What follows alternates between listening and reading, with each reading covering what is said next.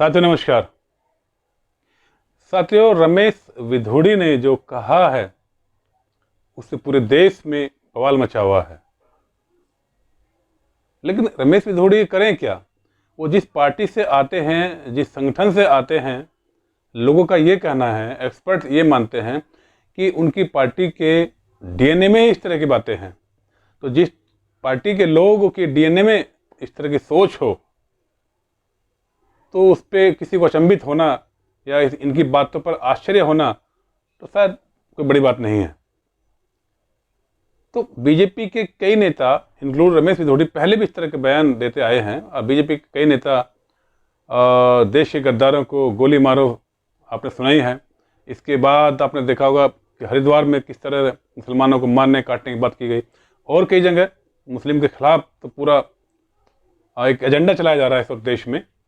और आने वाले समय में आपको जहाँ तक हमको दिखाई दे रहा है, जिस तरह की बातें सुनने को मिल रही हैं कि आने वाले समय में जो चुनाव होगा वो विकास के मुद्दे पर नहीं होगा। विकास हुआ होगा तो मुद्दे पर बनेंगे, लेकिन विकास के मुद्दे पर ना होकर के चुनाव का ध्रुवीकरण किया जाएगा। और इस ध्रुवीकरण के चलते हो सकता है देश में कुछ दंगे फसाद भी हों। तो सबसे पहले तो मेरे देशवासी से अपील है कि वो सचेत रहें, अलर्ट रहें। कुछ नेता इस तरह की भाषा बोलेंगे कि मुसलमानों को पाकिस्तान भेज दो, यहाँ कर दो, ये कर दो, वो कर दो, लेकिन आप लोग सचेत रहिए। तो पार्लियामेंट में जो घटनाएं घट रही हैं उससे बड़ी बात है कि तमाम पार्टियां दानिश अली के साथ खड़ी हैं, लेकिन बीजेपी अभी भी दानिश अली पर ही आरोप लगा रही है। तो साथियों, इसको लेकर के हमने डॉक्टर हरविंदर कुमार से बात की इस पूरी घटना को लेकर के कि उनका क्या इसको लेकर सोचना है। आपको बता दें, डॉक्टर हरविंदर कुमार जाने माने सर्जन हैं और एक पार्टी से जुड़े हैं। डॉक्टर हरविंदर कुमार साथियों सोशल वर्क बहुत करते हैं, समाज के लिए, लोगों के लिए। और उनको जाना भी नेता कम सोशल वर्कर के नाम से ज़्यादा जाना जाता है, क्योंकि उनकी पहचान ही सोशल वर्क है। हमेशा अपना जो उनका पेशा है डॉक्टरी का, उससे जैसे फुर्सत मिलती है वो निकल जाते हैं फील्ड में और लोगों को मिलना जुलना, लोगों की समस्याएं हल करना, बहुत सारे काम डॉक्टर हरविंदर कुमार करते रहते हैं। अक्सर उनके फ़ोटो भी वायरल हो जाते हैं। हालांकि वो इन चीज़ से बचते हैं, बावजूद इसके उनके वायरल फ़ोटो होते रहते हैं। और डॉक्टर जाने माने आपको बता दें राजनीतिक विश्लेषक भी हैं। राजनीति पर बहुत गहरी पकड़, बहुत गहरी सोच वो रखते हैं। कौन पार्टी के क्या है, क्या मायने हैं, क्या क्या इन सब के मायने बयानों के बहुत गहराई से वो सोचते हैं और रिसर्च करते हैं प्रॉपर। तो आज उन्हीं से जानेंगे कि ये जो रमेश विधोड़ी का मामला है, जो उन्होंने वक्तव्य दिया संसद में, इसके क्या मायने हैं और इसको लेकर के वो क्या सोचते हैं। तो सीधे चलते हैं डॉक्टर हरविंदर कुमार के पास। दानिश अली की जो घटना घटी है उसको रमेश विधोड़ी ने बहुत अक्षत कहे हैं, उसको लेकर के आप क्या सोचते हैं? देखिए, ये संसद नहीं है और सोच पुरानी है। संसद नहीं है लेकिन लोगों की सोच पुरानी है। ये रमेश विधोड़ी जी ने जो कहा है ये उनके डीएनए में पहले से ही है। और रही बात जो उनको माननीय जो सांसद हैं दानिश अली जी, उनको लेकर के जो बात कही है, उनके बात कहने से उनके लिए जो कहा है वो किसी दानिश अली के लिए नहीं कहा है, वो पूरे एक समुदाय और भारत के लोगों के लिए, आप ऐसे सोचिए से पूरे भारत के लोगों के लिए उन्होंने बताया है कि उनकी सोच कैसी है।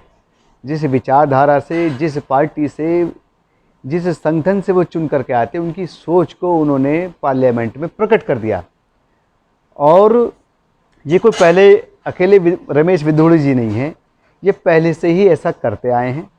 ये एक अलग बात है कि उन्होंने पार्लियामेंट में भी जो है उनको नहीं छोड़ा है, जो कि भारत की संसद के लिए, नहीं संसद के लिए। इस तरह की जो बातें, इस तरह के वक्तव्य लोग अक्सर बाहर ही देते थे स्टेज पर, लेकिन पार्लियामेंट में इस तरह का वक्तव्य देना, किसी का इस तरह भाषा बोलना, तो क्या ये अचंभित नहीं है? देखिए, इसमें हम लोगों के लिए, भारत के लिए अचंभित है, लेकिन जिस पार्टी से, जिस विचारधारा से चुन करके आते हैं उनके लिए अचंभित नहीं, क्योंकि ऐसी घटनाएं वो अपने जीवन में रोज करते हैं।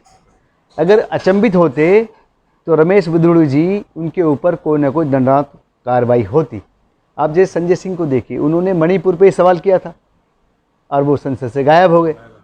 लेकिन ये व्यक्ति इतना बड़ा बुरा भला कह रहे हैं एक समुदाय के लिए, एक भारत की पार्लियामेंट में, और उसको कोई दंडात्मक कार्रवाई नहीं की जाती है। अच्छा, यही मामला अगर दानिश शरीफ उल्टा करते थे, ये शब्द अगर दानिश शरीफ बोलते थे रमेश सिधोड़ी को, तो भाजपा अभी तक सड़कों पे तांडव कर रही थी, लेकिन बसपा का ऐसा कुछ नहीं दिख रहा है। देखिए, बसपा का तो बसपा के जो नेतागण हैं या बसपा के जो पदाधिकारी वो अपना बता सकते हैं, लेकिन मेरा ऐसा विचार है क्योंकि दानिश अली जी के डीएनए में ऐसी बात नहीं है, नहीं तो पलट के वो उनका गिरेवा भी पकड़ सकते थे, लेकिन क्योंकि संस्कारों में नहीं है, उनके संस्कारों में ऐसा नहीं है, तो इसलिए उन्होंने उनका ऐसा जवाब नहीं दिया। उनके डीएनए में ऐसा नहीं है दानिश अली जी के।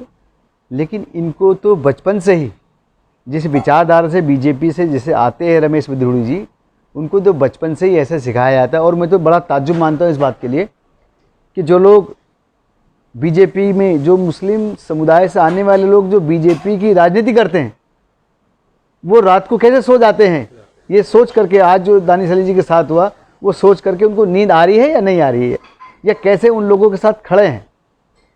तो ये उनके लिए भी चिंता का विषय है जो बीजेपी के साथ रह करके जो मुस्लिम समुदाय के लोग राजनीति कर रहे हैं।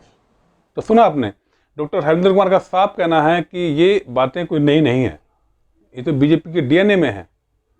तो इसमें कोई ऐसी अचंभित होने की बात नहीं है देशवासियों को, और देशवासी अपना काम करें, इन सब बातों पर ना ध्यान दें और सचेत रहें, अलर्ट रहें कि आने वाले समय का जो चुनाव है इस बार का, वो विकास तो बहुत पीछे छूट गया है।